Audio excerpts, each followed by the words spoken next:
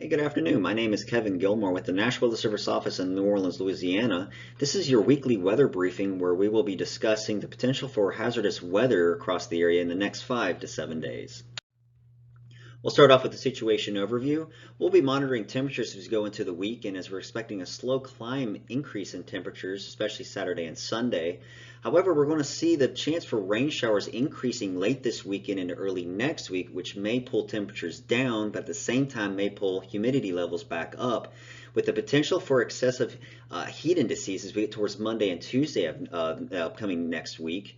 Another good news is the tropics are quiet, so that's really good news for a lot of people to hear about across the area. And then we're going to talk about drought conditions and how they've improved recently after recent heavy rains. Here's a situation overview of the weather across the United States. Right now, the northern Gulf Coast is sandwiched between two storm systems. One is a spinning stationary low pressure center over the mid-Atlantic, which is causing a lot of thunderstorms across the Appalachian states up in that area.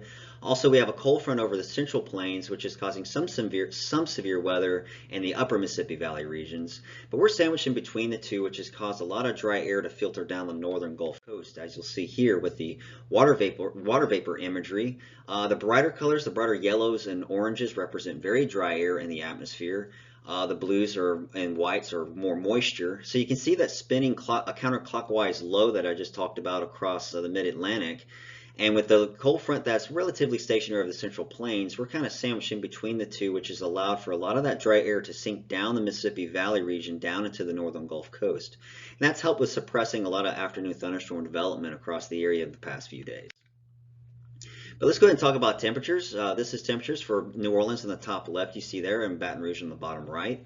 Temperatures are going to be relatively normal for this time of year as we go through Friday, and then we'll kind of increase a little bit on Saturday and Sunday. But that increase in temperatures on Saturday and Sunday, although will be pretty hot, is not extremely what we're really focused on. It's going to be the potential for some higher heat indices as we get in the Monday and Tuesday of next week, as we're expecting moisture levels to increase along with the chance of afternoon rain showers. So this is what I was just talking about. This is the maximum heat index forecast for Monday. Starting on Monday, we'll have afternoon heat indices around the lower to mid 90s. So it's getting a little bit hotter, but on Tuesday, here's the image for Tuesday, we're going to start seeing maybe even some upper 90s. And honestly, looking at this, I would not be surprised some areas do possibly hit the lower 100s. So that's something we're a little bit more concerned about. Now, there may be some way in relief in the afternoon when it comes to shower and storm development. However, for people around this location, they know when it rains, it gets really humid, and that with the increase in temperatures as well, we're a little bit worried about the heat indices could be a little bit on the higher end. So if you plan on being outdoors or plan on doing any outdoor activities, remember to take breaks in the shade and stay hydrated. In the tropical weather outlook, this is a map we all like to see here. This is we're expecting no new tropical cyclones are expected for the next 5 days. And because of that, this is a kind of a satellite loop, a true color loop of the GOES 16 satellite. That's showing a very good image of a lot of what's called Saharan dry air that's pulling off of Africa due to an east to west flow in the central Atlantic. This has a tendency to really cause a suppression of tropical development across the region because tropical cyclones like a lot of moisture, a lot of increase in moisture in the atmosphere.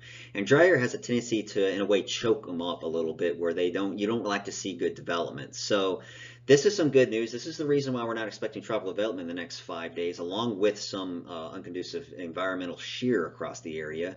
However, a very interesting note, I wanted to mention this too, is that this Saharan air layer that's across now the Central Atlantic is expected to move across the Caribbean later this week and into early next week, and may possibly make its way into the Gulf of Mexico in the middle to later part of next week.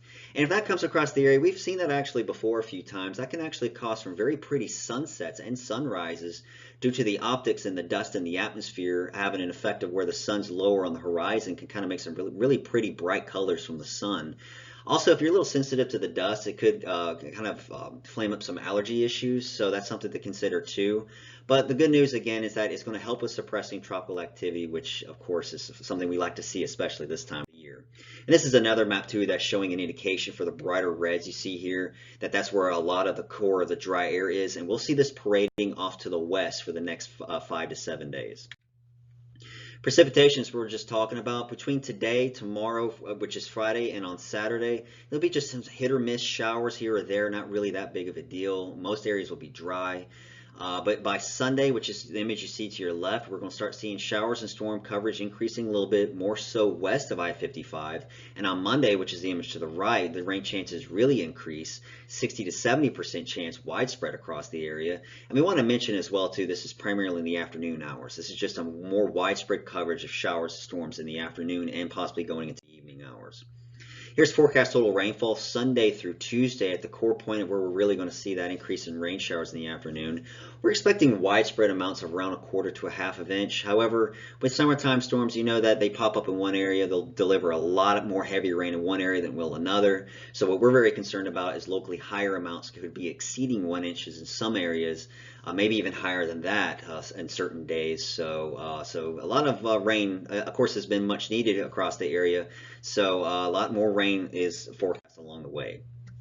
And with the drought monitor, we saw a great increase in conditions, a great increase of rain across the area thanks to Tropical Storm Cristobal when it came across the area, as well as some unfortunate flooding that we had afterwards after the storm passed. But now actually we've seen conditions improve almost to right to near normal. So that's fantastic news there that we've seen drought conditions that have come to an end for most locations. So here's a summary of impacts like I just discussed. Temperatures very warm, near normal for this time of year. However, with increasing moisture, we're going to be watching an increase of heat indices towards the early part of next week. Tropics are quiet, that's fantastic, and drought conditions have improved, which is also fantastic. So we'll end it there. I hope everyone has a great day.